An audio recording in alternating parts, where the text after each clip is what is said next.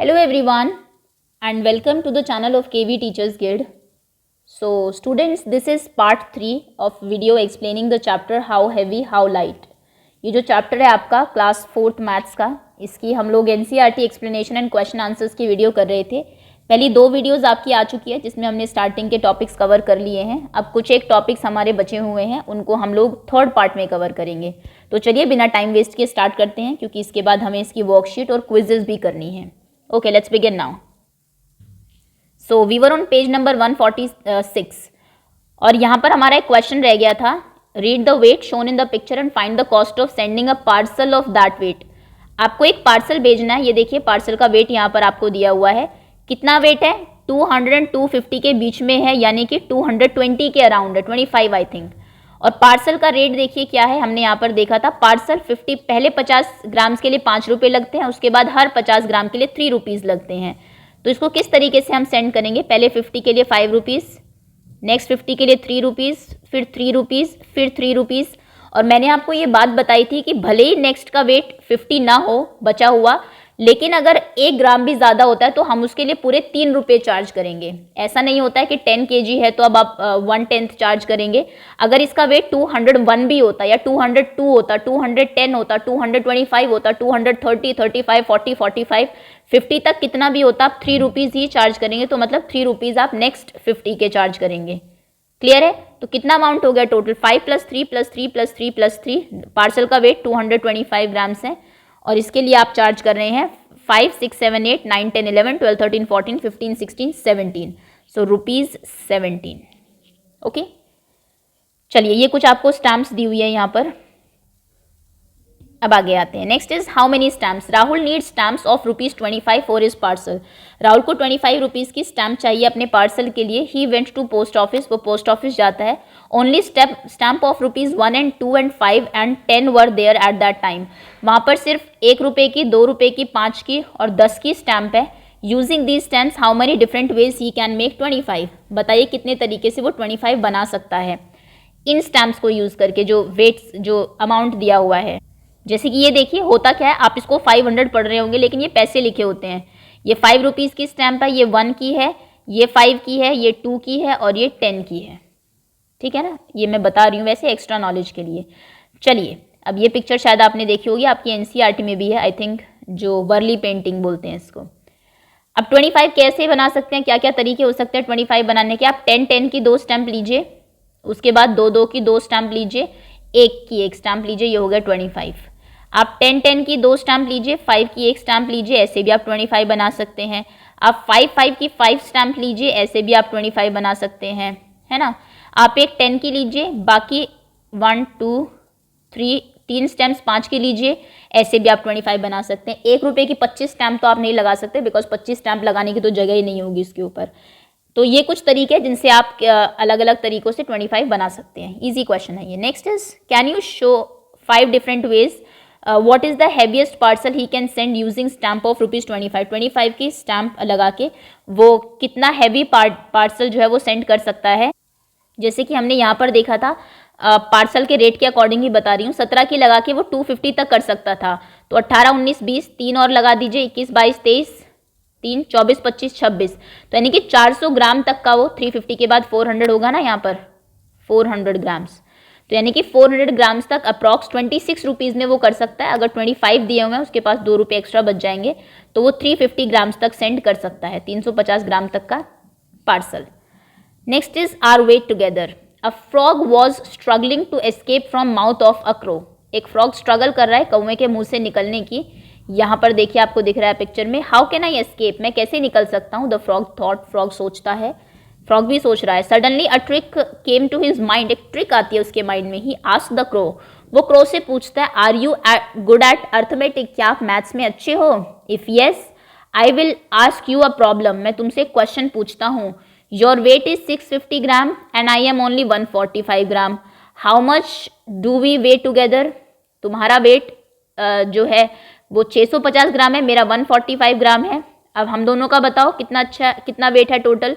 The crow was good at maths, crow अच्छा था maths में। He happily opened his beak to answer, उसने अपना मुंह खोला आंसर देने के लिए। आंसर क्या दिया होगा, उसने ऐड किया होगा 650 प्लस 145 यानी कि आंसर विल बी 795 ग्राम्स। उसने ये आंसर दिया होगा। और जैसे उसने कहा 700, 100 के लिए मुंह खोला, बीक खोली 7 बोलने के लिए, तो वो क्या हुआ, वो एस्केप हो गया होगा। वॉट हैपन आफ्टर दैट, ये तो हम बता ही सकते हैं कि as the crow open his mouth to answer the frog question, the frog escape from his mouth.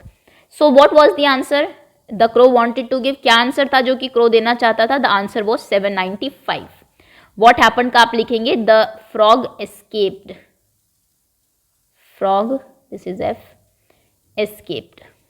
Okay, चलिए आगे आते हैं। नेक्स्ट क्वेश्चन है एम आई फिट और फैट, क्या मैं फिट हूं या फिर फैट हूं। The chart shows the height and weight of children between 6 to 10 years.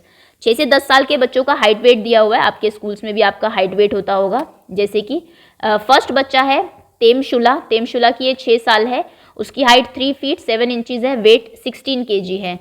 Shrikunt 10 साल का 10 ईयर्स का है, हाइट वेट इतना है।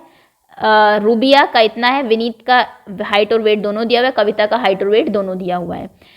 Now you also fill the table by finding out the age. अब आपको भी ये टेबल भरनी है। आपने 5 फ्रेंड्स के यहाँ पर नाम लिखिए, वो कितनी एज है, उनकी हाइट कितनी है, वेट कितनी है। This you have to do yourself, ये आपको खुद करना है। How many oranges, next question है आपका कि कितने ऑरेंजेस हैं। All oranges are have equal weight, सभी ऑरेंजेस का बराबर वेट है। The 2 papayas have same weight, papayas का भी सेम वेट है। The weight of first and second balance are equal, और इन दोनों बैलेंस का वेट इक्वल है। How many oranges balance the way of third, way in the third. देखिए क्या हुआ है, एक मैंगो और एक ऑरेंज 3 ऑरेंजेस के बराबर है। तो आप समझ रहे हैं यहाँ पर क्या हुआ है, इसका मतलब ये जो एक जो आपका मैंगो है ये 2 ऑरेंजेस के बराबर है। थोड़ा सा दिमाग से आपको करना पड़ेगा, बिकॉज ये ऑरेंज तो दोनों तरफ है, तो यानी कि ये अकेला इन दोनों के वेट के बराबर है। तो मैं यहाँ पर लिख देती हूँ 1 मैंगो इक्वल्स टू 2 ऑरेंजेस।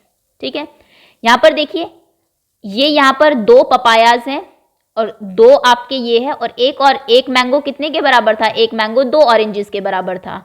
तो कहने का मतलब है 4 ऑरेंजेस बराबर 2 papayas, this is orange 2 papayas. तो यानी कि 1 पपाया भी इक्वल्स टू क्या है, 1 पपाया भी 2 ऑरेंजेस के इक्वल है। समझ में आई है आपको बात, एक ये भी 2 ऑरेंजेस के इक्वल है, एक पपाया भी 2 ऑरेंजेस के इक्वल है। अब यहाँ पे आप बताइए एक पपाया और एक आपका मैंगो कितने ऑरेंजेस के बराबर होगा। एक papaya 2 oranges, is this a orange, ये एप्पल लग रहा है, चलिए आप ऑरेंज बना लीजिएगा इसको। ये फिर से एक ऑरेंज 1 2 3 4, तो कितने ऑरेंजेस होंगे यहाँ पर होंगे आपके 4 oranges. The answer will be 4 oranges. How many oranges का, ओके तो इसको आप देख लेना अच्छे से। नेक्स्ट इज थर्ड बैलेंस में 4 ऑरेंजेस चाहिएंगे। आगे आते हैं फाइंड दैट मार्बल, वो मार्बल बताओ, ढूंढो। There are 3 marbles of the same size, 3 marbles थे सेम साइज के, but 1 marble is slightly heavier और लाइटर देन द अदर 2, एक थोड़ा सा हल्का था बाकी 2 से। Can you find which is that marble, क्या आप बता सकते हैं वो कौन सा मार्बल है। इफ दैट इज हैवियर और lighter, can you use a balance only 2 times, आप सिर्फ 2 बार बैलेंस को यूज कर सकते हैं। थोड़ा सा आपके माइंड टीजर्स हैं, दिमाग को टेस्ट करने के लिए पूछे हुए हैं ये क्वेश्चंस। देखिए कैसे करेंगे, 3 मार्बल्स हैं, तीनों में से 2 बराबर है, एक हल्का है, तो आप सिर्फ 2 बार बैलेंस यूज कर सकते हैं। आपको उस हल्के मार्बल को बताना है कि कौन सा है। एक काम करिए, सबसे पहले इन दोनों मार्बल्स को रखिए बैलेंस में। अगर इसकी तरफ झुकती है बैलेंस तो ये वाला है लाइटर है, मतलब इसकी तरफ ऊपर उठती है। अगर इसकी तरफ ऊपर रहती है तो ये वाला लाइटर है। अगर दोनों बराबर रहती है तो कहने का मतलब है कि ये दोनों बराबर है, थर्ड वाला लाइटर है। समझ गए। अब इन दोनों को रखिए, एक बार अपने बैलेंस यूज कर लिया। वैसे एक ही बार से आप डिसाइड कर सकते हैं कि कौन सा लाइटर है, आई डोंट थिंक कि दूसरी बार आपको यूज करने की जरूरत है। अब सेकंड में रखिए हैवियर और lighter, let me check the question again, wait a minute. 3 marbles of same size, 1 marble is slightly heavier और lighter than the other 2, can you find which marble is it heavier और lighter. Okay, heavier भी हो सकता है, lighter भी हो सकता है, समझ गए। तो अभी हमें ये नहीं पता इन दोनों में से वो कौन सा है, हो सकता है थर्ड वाला हैवियर है या लाइटर है। अब इन दोनों को रखिए आप बैलेंस में फिर से। अगर इसकी तरफ झुकता है मतलब ये हैवियर है, ये लाइटर है, इधर झुकता है तो ये हैवियर या लाइटर है। अगर दोनों बराबर ये रहते हैं, बराबर तो रहेंगे नहीं क्योंकि अगर फर्स्ट केस में इक्वल रह गए हैं, तो यहाँ से आप पता कर सकते हैं कि कौन सा हैवियर और कौन सा लाइटर है। क्वेश्चन आप समझे, 2 मार्बल्स इक्वल वेट के हैं, थर्ड वाला हैवियर भी हो सकता है और लाइटर भी हो सकता है। आप पहले इन दोनों को नापिए। अगर इनमें से किसी की बैलेंस नीचे जाती है तो कहने का मतलब ये है कि इन दोनों में से वो है हैवियर या लाइटर जो भी है।